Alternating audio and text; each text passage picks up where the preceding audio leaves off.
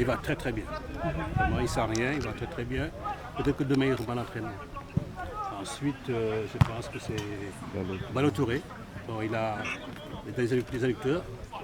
Voilà également aussi, il est au soin. Mais sinon, tout le monde est là. Ismaïla est là également aussi. Ismaïla, comment il se sent? Il se sent bien, je pense que vous l'avez vu à l'entraînement.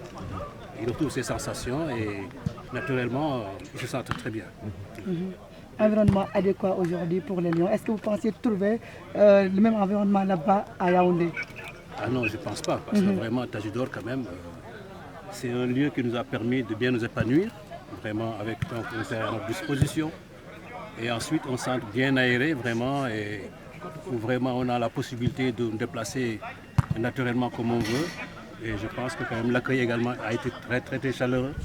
Vraiment, on a été très bien au soin ici. Et c'est vrai que bon, on va vivre encore pendant quelques jours à Yaoundé, mais ce ne sera pas vraiment le même cadre. Coach, en 2012, vous étiez entraîneur adjoint de Amara Traoré. Le Salan national avait vraiment battu le Sénégal par 2-1. Aujourd'hui, qu'est-ce qu'il faut éviter pour ne pas tomber dans les mêmes travers? Oui, mais écoutez, le contexte est différent. Je pense que le Zalan, quand même, n'est pas arrivé par hasard. Je pense que ça, on le comprend très bien. S'il est aujourd'hui en quart de finale, c'est parce qu'effectivement, il a su montrer quand même qu'il avait effectivement des moyens qui lui permettaient d'y arriver. Et comme on dit, on respecte toutes les équipes, on n'a peur de personne. Mais ce qui s'est passé en 2012, écoutez, je pense que c'est derrière nous.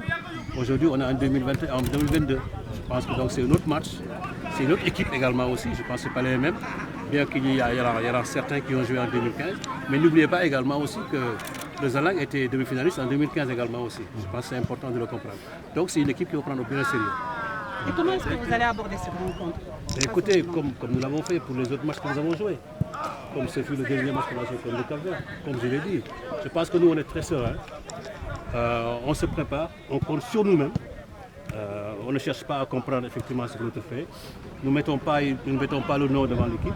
Nous mettons simplement une équipe qui arrive à notre niveau, en quart de finale, qui est normalement une bonne équipe.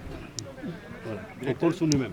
Nous avons vu Bamba marcher à l'aide de Beki. C'est sûr qu'il sera disponible pour nous? Bien sûr qu'il sera disponible, c'est pas méchant. Sadio aussi sera apte pour jouer les quarts de finale. Qui ça? Je dis, est-ce que Sadio Mané sera apte pour jouer les quarts de finale? Ça, on pourra le dire que demain. C'est bon pour les gars. En tant que technicien, vous avez certainement suivi certaines rencontres. Quelle appréciation vous faites du démarrage du second tour? Oui, je pense que je le disais qu'un bilan qu'on peut tirer de cette CAN-là, la première chose, c'est d'abord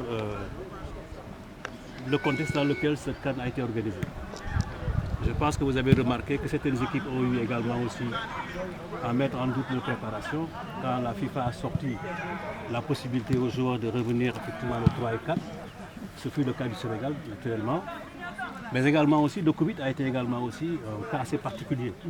Je pense que beaucoup d'équipes ont souffert, naturellement, comme le Sénégal. Mais nous avons été très sereins pendant ces périodes, des moments très difficiles.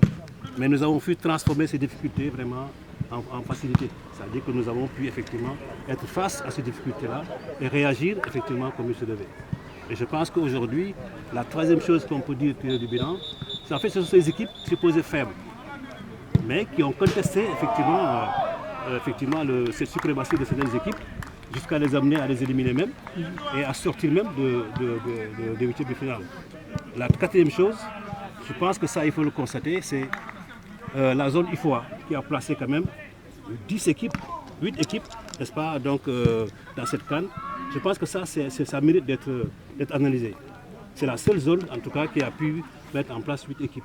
Et en huitième de finale, on était presque 6. Et là également aussi, en quart de finale, on est 2. Donc la Gambie et le Sénégal. Je pense que ça, c'est extrêmement important parce que ça montre simplement que dans cette zone, il y a beaucoup de boulot, il y a du travail. Et également aussi, effectivement, les fédérations se portent très bien.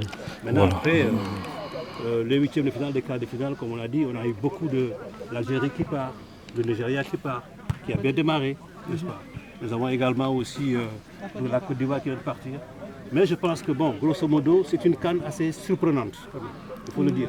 Ça veut dire simplement aussi que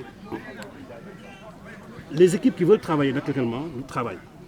Parce qu'en fait, il n'y a absolument rien qui s'oppose à ça. D'autant plus que la FIFA aujourd'hui, quand même, avec le projet Forward, donne les moyens à toutes les fédérations.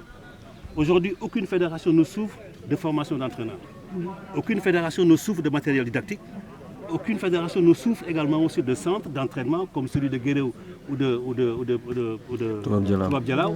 Et aucune fédération également ne souffre également d'accompagnement, même en logistique, même pour donner les billets pour aller jouer des matchs amicaux. Je pense qu'effectivement, c'est ce que beaucoup de fédérations ont compris aujourd'hui et restructurer également le DTN pour arriver aujourd'hui à mettre en place un bon travail. Et ce travail-là, effectivement, c'est ce qui est en train de porter ses fruits et qui commence à se faire voir également au niveau donc, de cette canne-là. Et naturellement, nous allons aller vers des cannes où nous verrons effectivement des équipes encore qui auront une base locale bien mise en place, qui vont encore titiller encore ces grandes équipes. Ok, voilà.